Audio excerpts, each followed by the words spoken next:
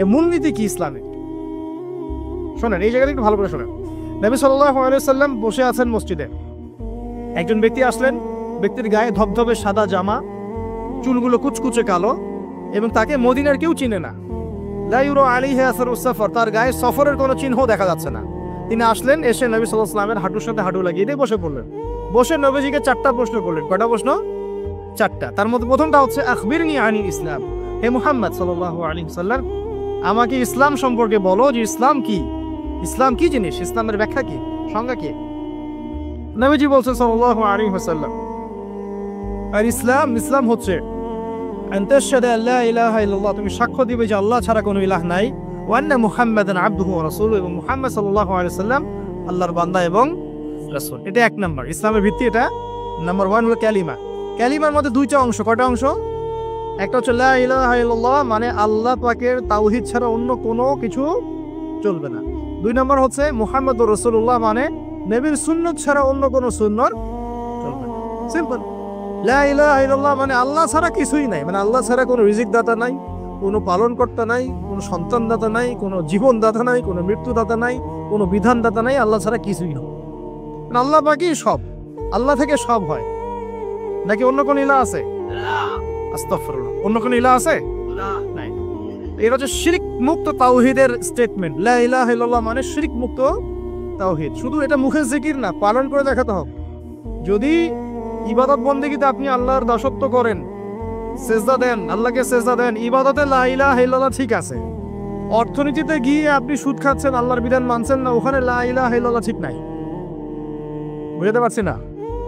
জীবনের সব ক্ষেত্রেই লা ইলাহা ইল্লাল্লাহ আনতে হবে, তারপরে তো হবে লা ইলাহা ইল্লাল্লাহর কায়েম। তাহলে তো হইল না কিছু।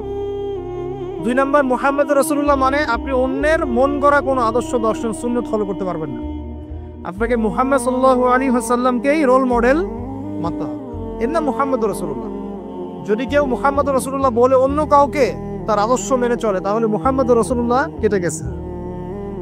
এখানে একই কথা, নামাজে দাঁড়িয়েছেন, রাসূলের মতো নামাজ পড়ছেন, মাশাআল্লাহ। রোজা করছেন রাসূলের মতো, হজ ওমরা সব রাসূলের তরিকায় হচ্ছে, তাসবিহ তাহলিল সব রাসূলের তরিকায় হচ্ছে। অর্থনীতিতে গিয়ে আর রাসূলের তরিকা চলে না, তাহলে এখানে আর মুহাম্মদ রাসূলুল্লাহ থাকলো না। আমি মনে হয় বুঝাতে পারছি না। মানে জীবনের সব ক্ষেত্রেই লা ইলাহা ইল্লাল্লাহ মুহাম্মদুর রাসূলুল্লাহ থাকতে হবে, শুধু একটা অংশে নয়। এটা 1 নাম্বার। 2 ওয়ান তুকিমাস সালাহ, এবং যখন তুমি সালাত কায়েম করবে। ইসলামের 2 নম্বর পিলার কি? সালাত কায়েম করা। সালাতের বিষয়ে জাস্ট 2টো হাদিস বলে দিই আমি, তাহলে আপনার যথেষ্ট হবে ইনশাআল্লাহ। একটা হাদিসে নবীজি বলেন, মান তারাকা সালাতান মুতাআম্মিদান ফাকাদ কাফার, কেউ যদি ইচ্ছাকৃতভাবে নামাজকে ছেড়ে দেয়, সে ব্যক্তি কিন্তু কুফরি করলো। কি করলো? আমরা যারা নামাজ পড়ছি না, আমরা কিন্তু কুফরির মধ্যে আছি। মুয়াজ বিন জাবাল রাদিয়াল্লাহু আনহু কে নবীজি বলেন, মান তারাকা সালাতান মুতাআম্মিদান ফাকাদ বারিআত মিন জিম্মাতিল্লাহ, কেউ যদি নামাজ ছেড়ে দেয়, ফরজ নামাজ তার উপর ছেড়ে দেয়, ত্যাগ করে, সে ব্যক্তি আল্লাহ জিম্মাদারি থেকে মুক্ত হয়ে গেল।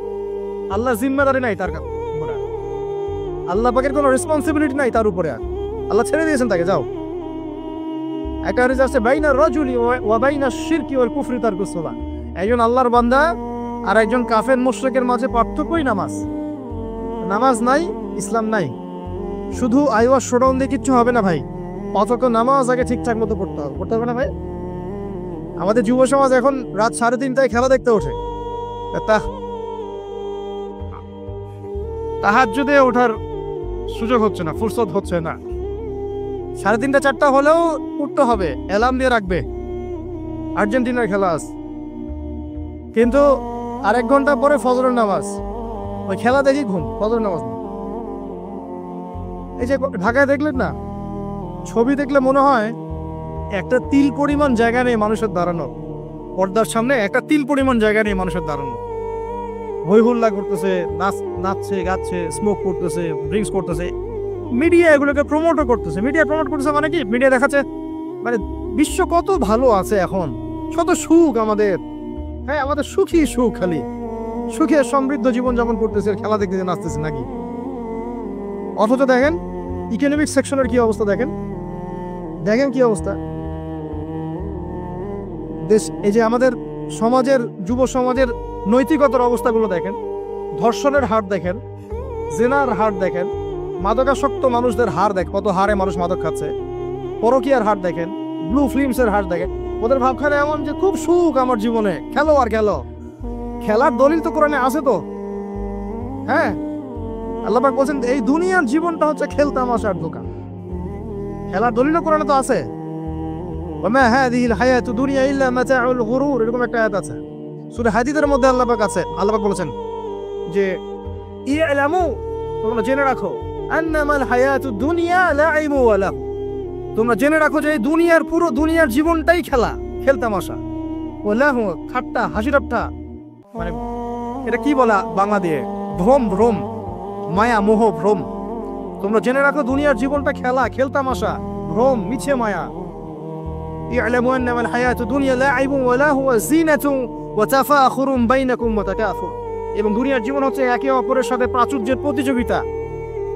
এগুলা আল্লাহ পাক বলছেন। তো খেলার দলিল তো কোরআনেও পাওয়া যাচ্ছে না?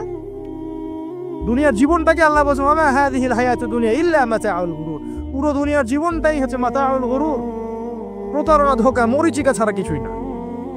আর প্রমোট করা হয় যে বিউটি কন্টেস্ট হচ্ছে, মনে হচ্ছে কত সুখ আমাদের।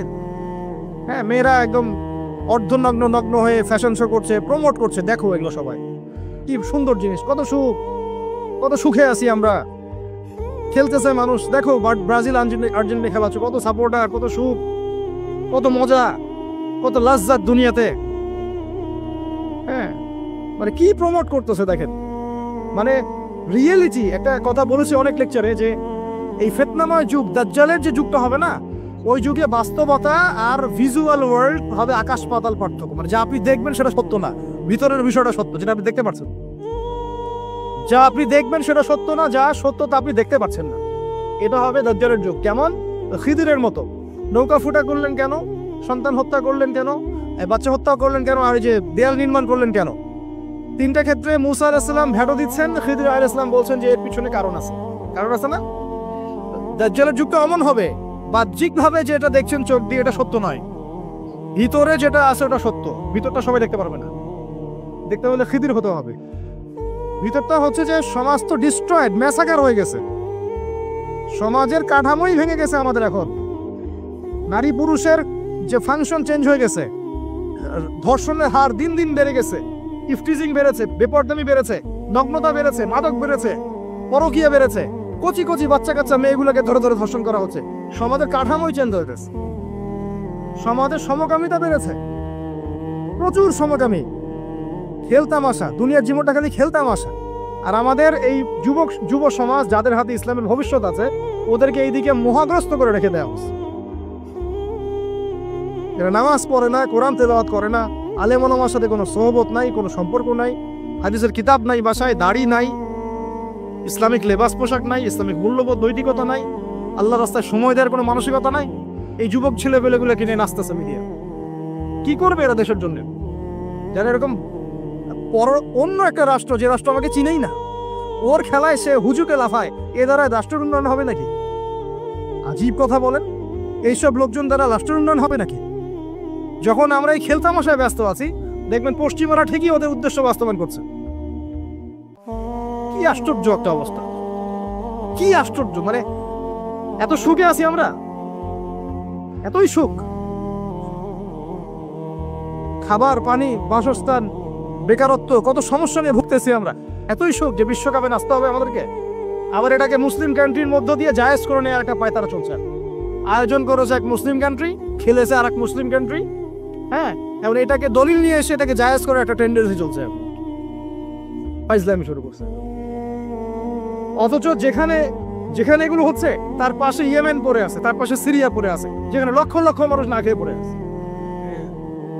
ইয়েমেনে লক্ষ লক্ষ শিশু না খেয়ে মরতেছে এখন। ওদের 2013-14 সাল থেকে নিয়ে 2022 পর্যন্ত প্রায় 3.5 লক্ষ মানুষ মারা গেছে ইয়েমেনের এই ঘটনাগুলো, গৃহযুদ্ধ এবং এই যে আরব কান্ট্রিগুলোর মধ্যে কনফ্লিক্টের মতো, এবং প্রায় 60% সেখানে বাচ্চা কাচ্চা।